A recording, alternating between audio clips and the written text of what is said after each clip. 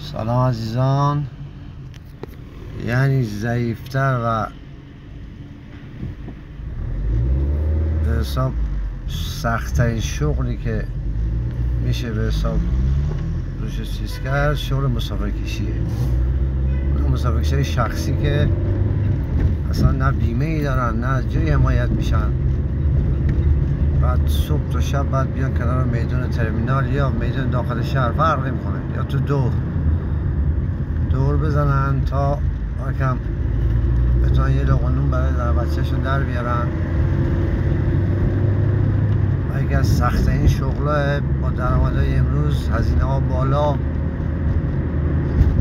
اگر مجبور نباشن کسی از دل خوش برای مسافر کشی نمیاد.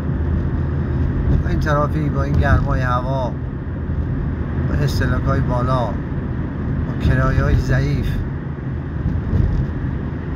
امیدوارم که یه خورده مردم هوای همدیگر داشته باشن، چه مسافرکشی هوای مسافر داشته باشن، چه مسافر ها هوای مسافرکشی رو داشته باشن، در کنار هم سفر خوب داشته باشن.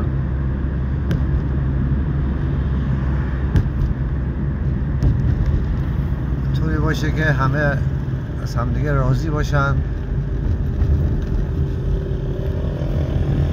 امید سفری خوش